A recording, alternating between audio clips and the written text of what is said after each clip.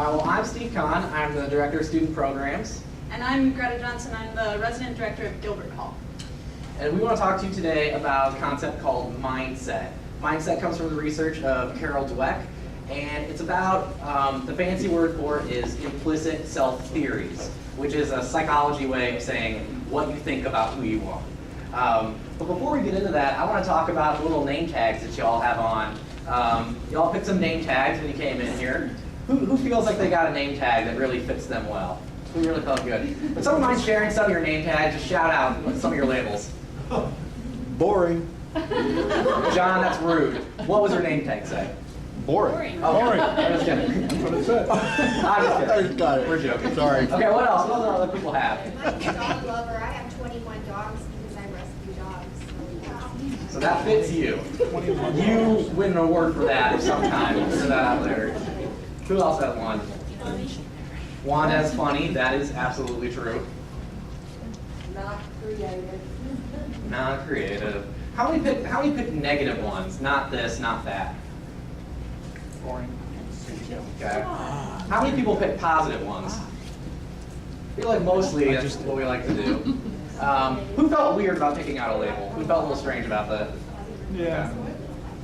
Now, this is obviously a joke. You're going to wear your own name on a name tag. But in real life, do you feel like we have labels, that are applied to us? Where do labels come from? Not rhetorical. Someone tell me, where does a young college student, where does a person learn the labels that they think about themselves by the time they get here? People say it to them, or their perception of what they get from other people. Parents, peers, teachers, media. There are a lot of things that go into creating these implicit self-theories, a lot of things that create labels. We talk about some of the damaging things about labels. You don't want to label a student dumb, bad at math. It's bad to label a student something negative. What about positive labels? Can there be damages to positive labels? Like what? Everyone's nodding, so yeah, I would agree. What kind of damage can come from a positive label? Well, if you tell your child you're so creative, that after a while they think that's the only thing that that's the only outstanding thing. That they've been pigeonholed into just one type of thing. You've been telling them they're creative. It's who they are. Or they feel pressured to continue to live up to that. Yeah. How many people, have you ever met any student here at Laterno that someone told them they should be an engineer, and then they got here, and then maybe they didn't want to keep being an engineer, but they didn't want to disappoint mom and dad? That never happens here. So anyways, we don't have to worry about that. But we'll talk about implicit self-theories and labels. All right. Let's talk about, maybe we won't. Oh, there it is. Okay. I want to talk about an experiment that Carol Dweck did that talks a little bit about mindset and about the difference between achievement, ability, and effort.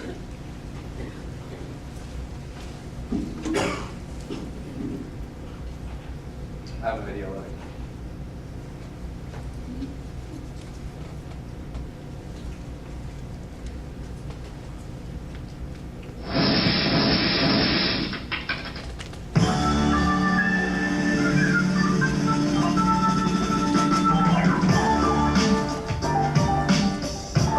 So check this out. Carol Dweck and her colleagues wanted to look into the impacts that praise had on children's development. So what they did is they took over 400 fifth grade students from all across the nation, and they did a really simple yet interesting study. Here's how it went down. They gave all the kids a really, really easy nonverbal IQ test. There were 10 questions, and at the end of the test, they praised all the children in one of two ways. The first group was praised for their intelligence. So they said, wow, great job, you must be really smart at this. Now the second group was praised for their effort. So they said, wow, great job, you must have worked really, really hard at this. Now this is a really subtle difference, but the impact it had is incredible. So after praising the kids and getting them divided up into the two groups, they gave them all an option for their next test. The first option was, hey, this next test is going to be a little bit harder, but it's going to be a great opportunity to learn and grow.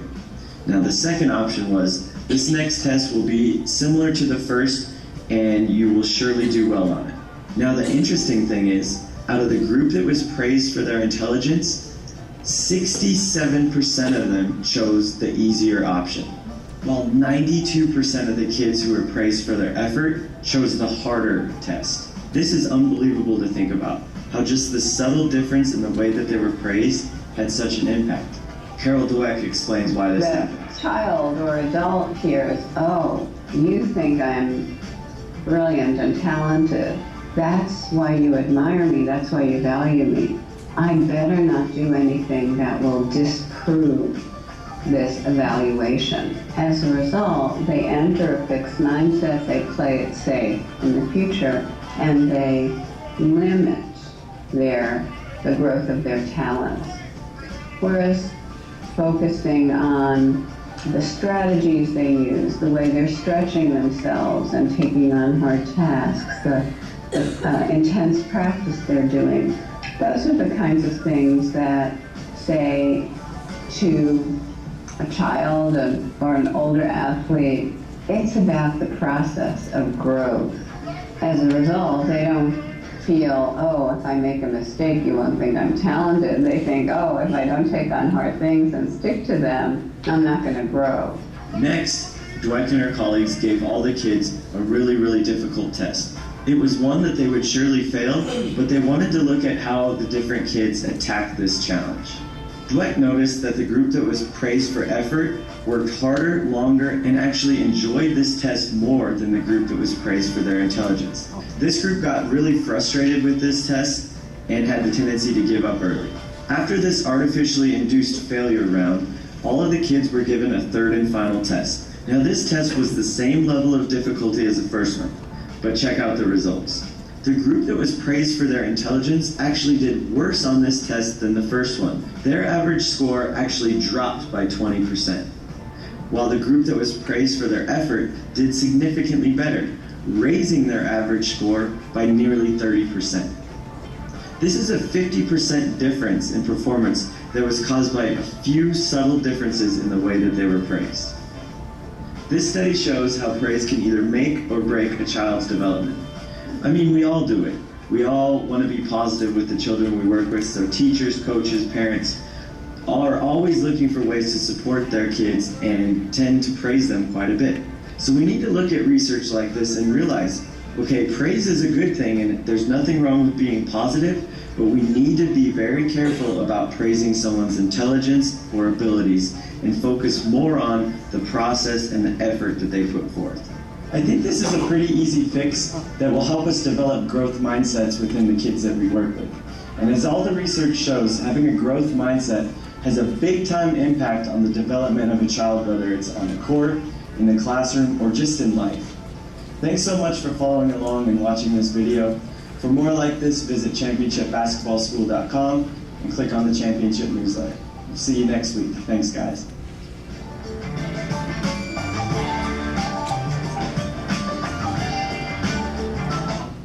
Something we learned from this is, how are you perceiving yourself based on what people have told you? Are things that you do simply things that you do, or are they labels that define you and can be threatening to you? Story I have about a teacher, a person who taught me, who came in and intervened and got me out of my fixed mindset. I'm wearing the label clumsy because I've always had terrible hand-eye coordination. I'm not good at sports. If people saw me at dodgeball the other day, they know I'm not very good at throwing. But Morgan Weaver, maybe you know him, he's a student here, he told me one day, Steve, I can teach anyone to juggle. I can teach you to juggle. And I said, you absolutely cannot do that because I am the worst at juggling ever. But he told me, Steve, you can do it, you just need to work hard enough. And he was actually successful in teaching me how to juggle. So my clumsy label, I realized I'm still not good at baseball, I'm still not good at basketball, but I did learn how to juggle, and I could learn how to do those things too. Because it's not about your ability, it's about your effort. And as per usual, Calvin and Hobbes gets this right on the money. So hopefully you can see this pretty well, or maybe not. Can anyone out there see this? Anyone? Okay. Well, he's asking, what are you doing? And she responds, I wasn't sure I understood this chapter, so I reviewed my notes from the last chapter, and now I'm rereading this. You do all that work? Well, now I understand it. Kelvin is walking away and says, "Ha, I used to think you were smart." So, where have you seen this? And what truth is in this cartoon? This is an audience question. Participate. Yeah. Sometimes students feel like their intelligence or merit is the ratio of their performance and how much effort they put into it, which is extremely dangerous, in my view, for engineering students because the reward is not steady and it's still passing, as opposed to hard work and growth. Yeah. Other people, have you seen this? This is my kids every night. Why should I have to do it again? Why do I have to write it again? I should know it the first time, or I don't know it. I'm not going to be able to learn it. Yeah, this has definitely been my experience with the students that live in my building, especially engineering students. They come in and they got a C or a D on a test, and it's the first time that's ever happened, and well, I must not be smart. And so, in my experience, my recent experience after studying mindset, I actually changed the language that I interacted with my students and said, like, when I noticed that they were studying for an exam and they were trying to learn the material, I said, "Whoa, I see you studying really hard. I see you trying to learn this material. That's really impressive." And like, maybe it doesn't make a huge difference, one voice, but I'm sort of hoping it does. But just to be able to give you a little bit of a look at what mindset is, it's on the second page of your handout, the same image that is on the screen. So the fixed mindset is this idea that intelligence is static, and that's really what's important. You either have it or you don't. So it's a world of fixed traits, and success is about proving you're smart or talented and validating yourself.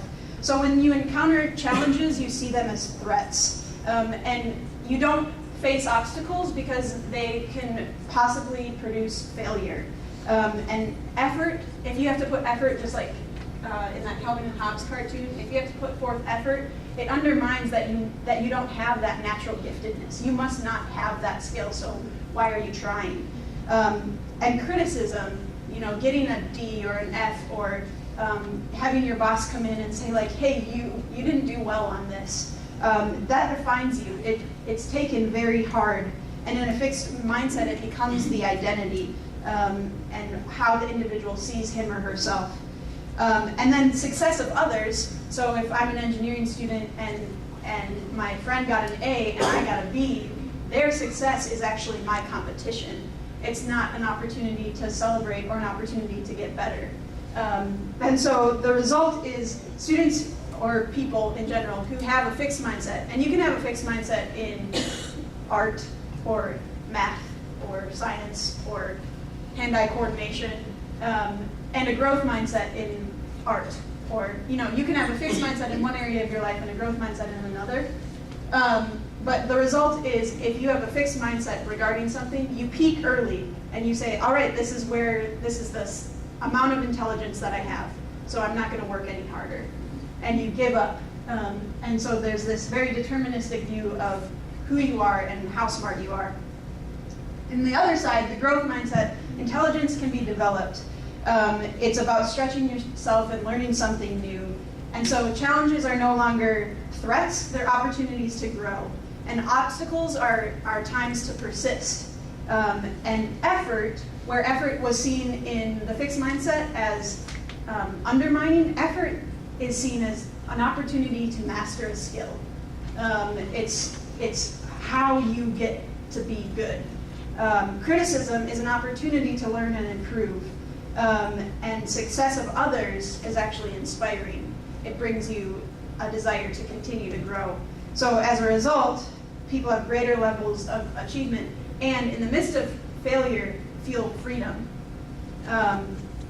So as we think through ability versus, like, praising ability versus praising effort, first I'd love to ask the question, like, when you hear those words, what is ability?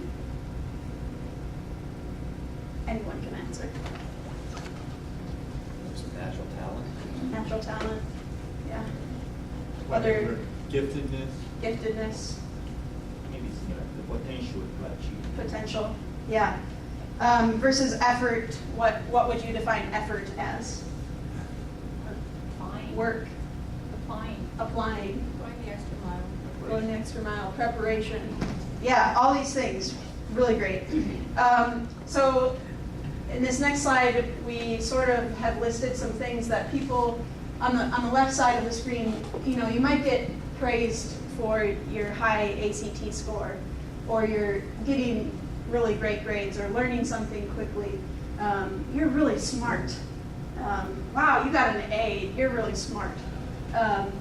Your athletic ability, one example that I talked about with Steve was, you made 8 out of 10 free throws. You must have a really good shot. But the next game, if she makes 4 out of 10 free throws, she's no longer a good shot. So what is she? And so what's emphasized here is competition and rankings. We have a bazillion, I don't actually know the number, but we have a lot of valedictorians on this campus.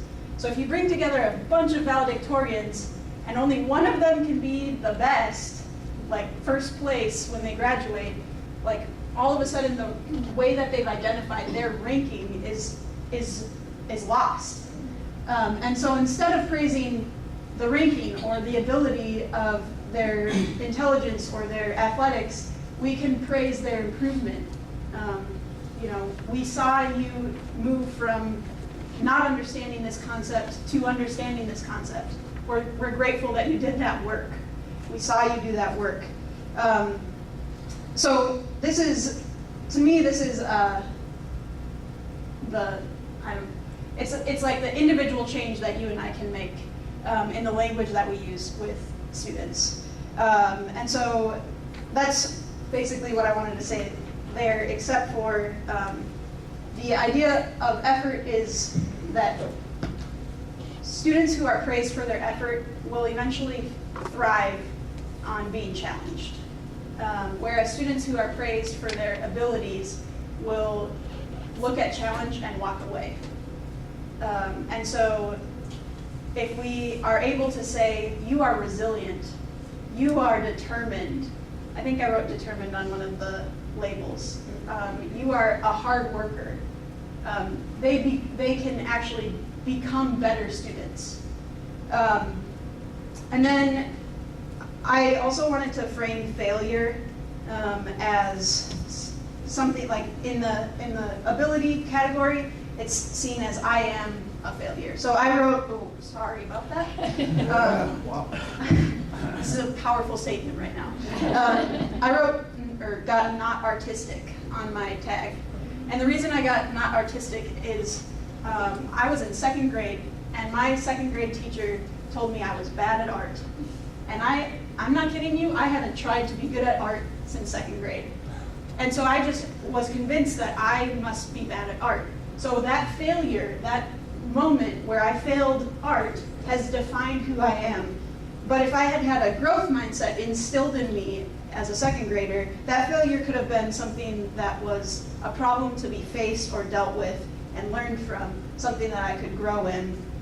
So being bad at art has labeled me, as we talked about earlier, and has marked my life. And so we want to avoid that kind of label because labels tend to keep us in little boxes.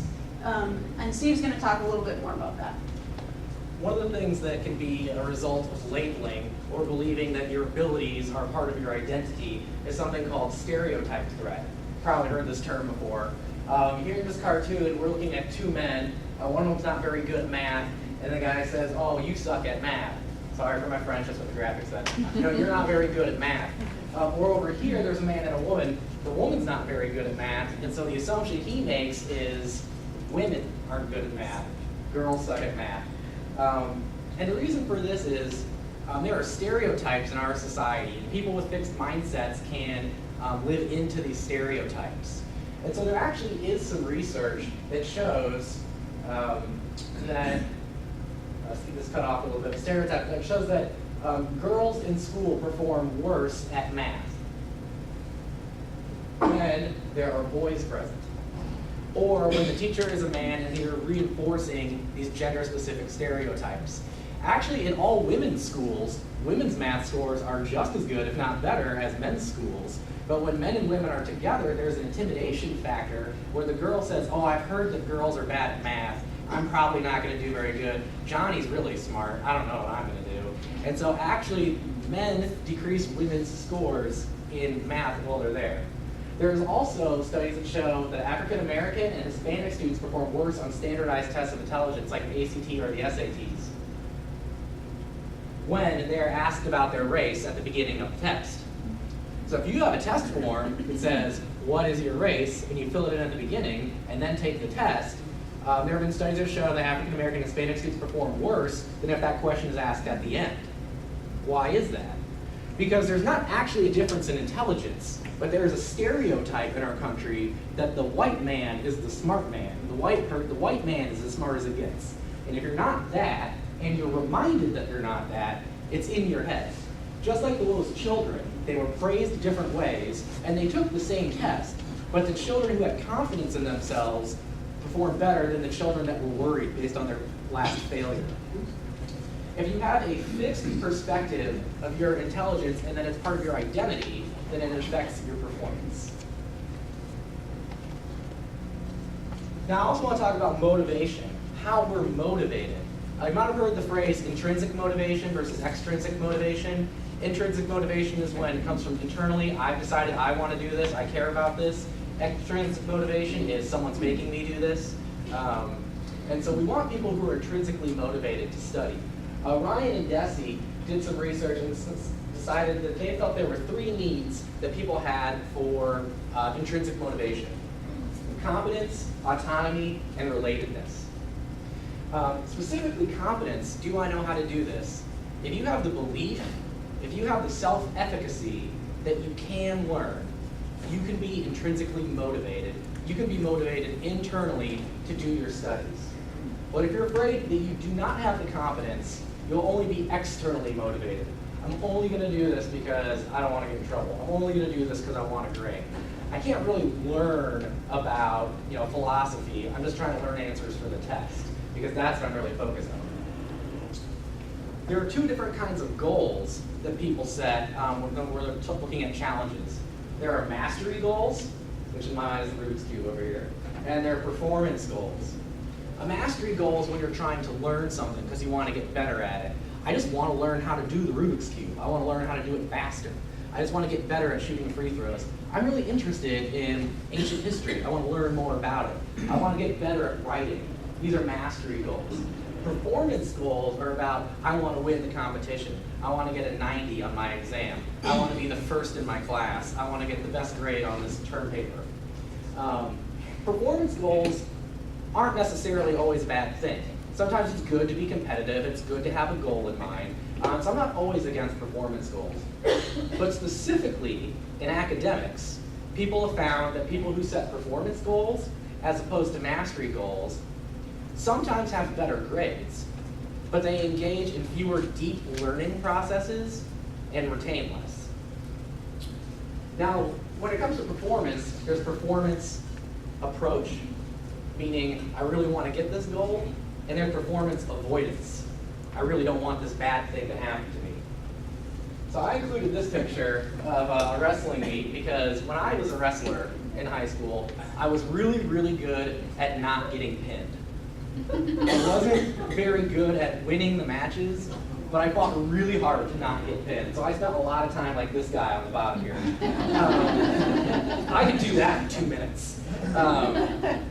When students have performance avoidance goals, when they're trying to not fail, they perform worse in grades, less retention and more shallow processing, disorganized study strategies, and more stress and anxiety. No one knows any stressed or anxious students about academics on campus, right?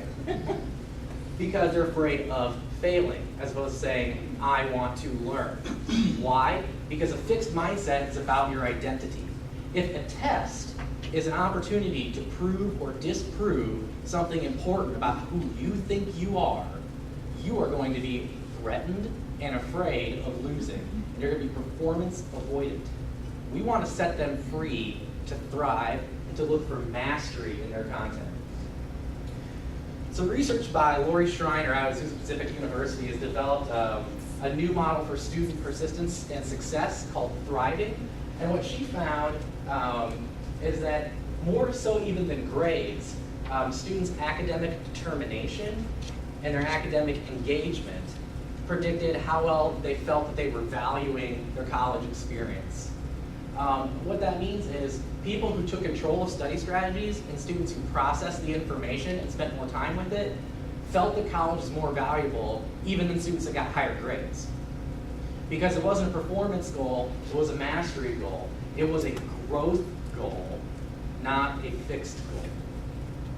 How can we be moving students from fixed to growth?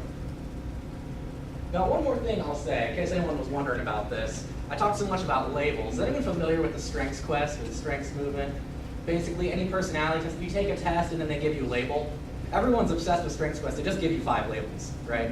So they've actually done research that shows if you just take the test and get the labels and you don't work on developing those strengths, it actually gives you a fixed mindset.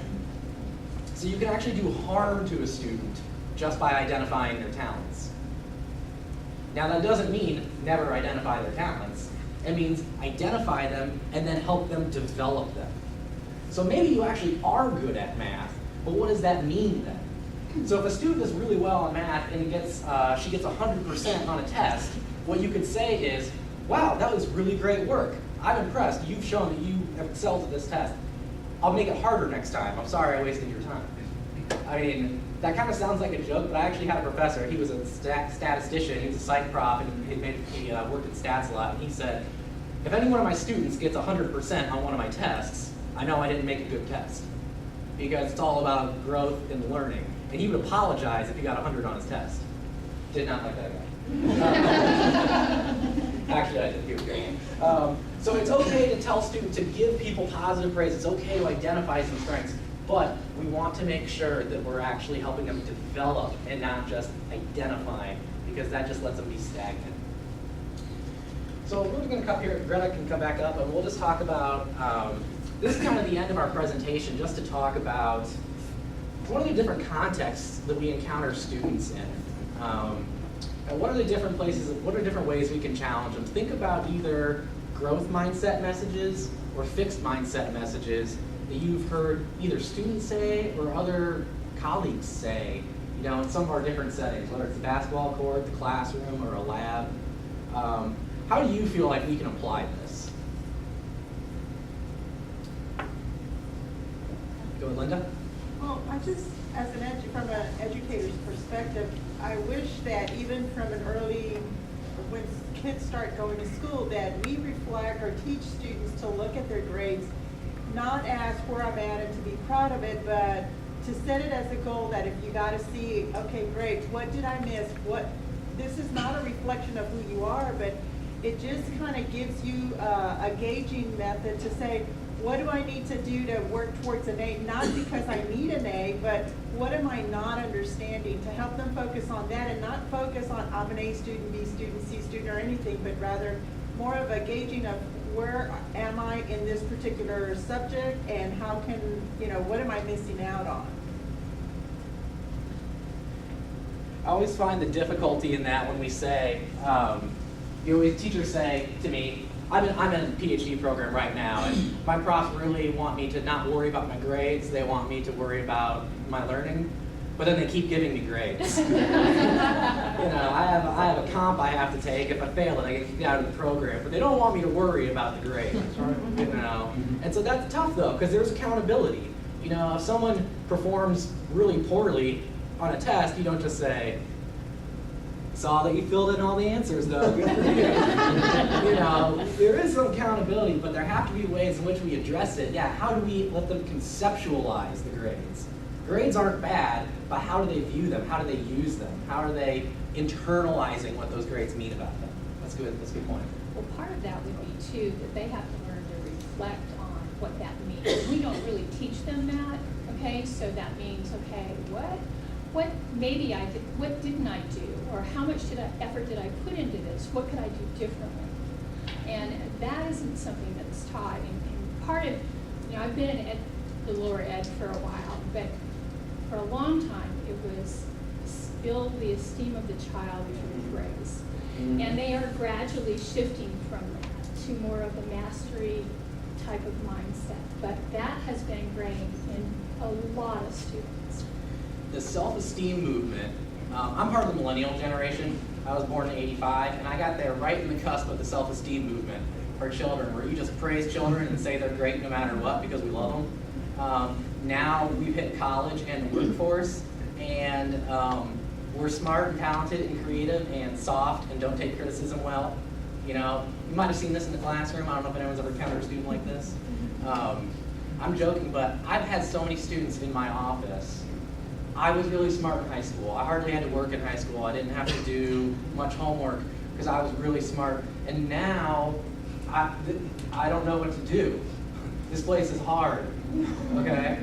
And I got my first D ever, and I just don't know what to do with that. Well, yeah, it's harder. But some people pick themselves up and say, that's okay, I'm gonna learn. Some people say, I guess I'm too dumb for LeTourneau. I guess this is, people told me this was a smart school, I guess I don't belong. I can't be in a STEM field. I guess I'll just transfer to an easier major because I'm not that kind of person. Have we seen that? That's fixed mindset. They believe about themselves. Don't grades just feed into performance? They do. I mean, is there another alternative on which to judge students besides grades? But you give a grade, that just feeds into performance. And that's tricky, and like you're saying, C.S. Lewis wrote, Is Competition Christian? Lewis wrote a little article, maybe Mere Christianity, it says that. Maybe that's a question we need to ask, because in competition, Lewis says that we're comparing ourselves with others, and we want to win by means of performance. But it just seems to me like grades just feed into the performance. And what are some alternatives as educators? I mean, what do we do? Not give grades? Or what? I mean, how do we measure? Give them A for effort. A for effort. Well, I got Matthew in the back and then Daniel. I think they're engaging with the question. That's not the That's what I reality. was going to ask you. There's a huge movement afoot on competency-based, and grades have been that early attempt of making sure we're competency-based because it's really measuring, it's supposed to measure competency. But what's happening now, we're going full cycle. And instead of, there are schools, Western Governors, Southern New Hampshire, that you don't get grades, but you have to pass the assigned, faculty assigned competencies for that, all the way up to Bloom's taxonomy, that knowledge evaluation that's done, and you can't go past that class until you demonstrate that you are mastering that material. And so it's not about grading. Master. So that's happening right now. Yeah. So I'm just trying to, that buzzing was getting to me. Daniel had a question? I can't help but think of the first video you showed us, the fifth graders, right? Yes. I mean, they all received grades for these different experiments they were doing and things like that. But somehow the ones who were in the right mindset were performing better. Did they know their grade? What's that? Did the students know their grade, the performance on that test or not? I didn't actually read that article, so I could look that up. But yeah, it's the difference of what do they believe is important. What is valued about it? You had a comment. No, It's like what Matthew said. If at the end the student will still have to pass some kind of evaluation, I don't know. We are still getting back to grades, because at the end of all, they may go without being given grades, only to be failed at the end, and I think the damage could even be worse. I think that they're Ian? I'm just sort of looking at it from a student's perspective, because I was that recently. One of the issues that I see is every single test, some of the tests are supposed to be where you at, learn from the test, yet every single test goes towards that final grade that needs to be somewhere in order to pass the class. I would think if you sort of divided between, hey, this test is very, very hard, it's supposed to stretch you and show you where you're at, and then this test is just supposed to measure, do you know what you're supposed to know from this course? And dividing those tests and making that clear to the students. Even the way you frame assignments, the way you frame evaluation. I think Matthew and I took a MOOC a while back about the history of mostly higher education, or whatever it was called. Back in the day, however long ago that was, colleges were for the very, very elite. One professor would take on just a couple students, and it'd be more like a journeyman apprentice situation. They didn't have grades back then. I'd turn in a paper, Dr. Batts would read it, and then we would sit down and talk about it for an hour. And I'd get a sense of how he felt I was doing. And then when he thought I was doing well enough, he would just say, I think you're a master scholar now, you can go on your own way. And that, I think, is the dream that so many people love about education. But during the Industrial Revolution, we started industrializing education. Now more so than ever, everyone needs to go to college, and so we can't do that with everyone. We can't give that level. And so grades are a function of the way that we've industrialized education. I think perhaps there will be a shift, maybe, but it's what we have right now. I think we're not going to get away, because we can say we're the creative school that doesn't give grades, and our students love themselves, and then we don't get accredited, or they don't know what they're doing. But how do we frame it? How do we make them feel about the grades? How do we discuss it? How do we praise them? How do we reward people, or how do we make them feel when they fail? Everyone's got students that are high performers and students that are struggling. What messages do we give them?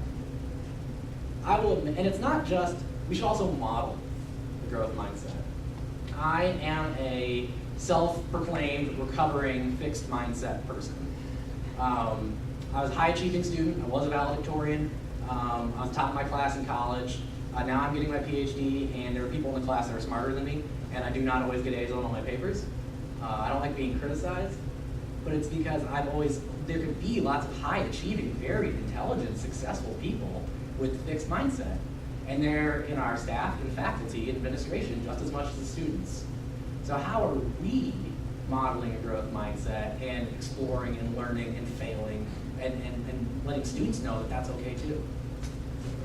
I got Kurt and Christy, we got a lot of people. Speaking of that strengths finder, one of mine is context. But as a student, what would help me is knowing why I needed to learn something, not just for the fact of getting a good grade. And so I guess as professors, teachers, as a student, it would be beneficial to me to hear why I needed to learn this particular subject, as opposed to just getting a good grade, as opposed to just passing. But how might it benefit me in the future, in my career, whatever? Because if that were the case, you could move from a performance goal to a mastery goal. Right. You'd say this skill is important for me to master, and I'm going to focus on that, as opposed to I got to perform or avoid failing at this goal. That's a good point, Kurt. Christy? I had an advisor who was very good at growth mindset, and I was youth until my doctoral program. And then I had all these roadblocks. I had kids, I had illness, I had all these things. And what my advisor would repeatedly tell me, and I was smart, I was a good writer, I had all this stuff that should have made me a good student. He would say, you're going to do this because you're persistent. You're persistent. You're persistent. He never told me any of those other skills that I had. He didn't care if I had those. He cared that I was persistent, and I finished my doctorate because I was persistent. But he knew that that was the skill that mattered more than the other things, and he reminded me of that constantly, and that's a good advisor. Abby was back here first. I think that part of the way that Bracano thinks, he was saying that the professors are those A-type personalities, those people who are high achievers and so a part of how the structure of the education here is almost the mental language is we are this kind of university, we turn out this kind of graduate, we only take this caliber of student. So it's almost a self-fulfilling prophecy that the students who come here who don't fit that profile are going to fall out of the program because there isn't anything in our meta language that supports them to stay. and persevere and overcome those roadblocks because they don't fit the profile to begin with. And how did they make it in anyway? They just had the appearance of the valedictorian or whatever from a small, maybe 300 student high school where they happen to be the big fish at that point. But now that they're in the bigger pond, they're just finding out that they're actually little fish. And that totally messes them up. So maybe what needs to happen is on a much bigger level, what we're talking about is that our students are, if we wanted to have our students be people who came from this community, who didn't necessarily fit that profile, who didn't necessarily have all of those skills to start with, that we had some kind of intermediate step or some kind of something that helped them into this growth mindset, because they don't necessarily have it either. There is so much in what you said there, but I think Debbie's going to unpack something. I heard you say like 5 different things that I loved, but Debbie's eyes lit up on one of them, so I'll let Debbie go. Well, I think in all ways that we have to take things in balance. And I know working with students, what I find is that you have students who did very well in high school.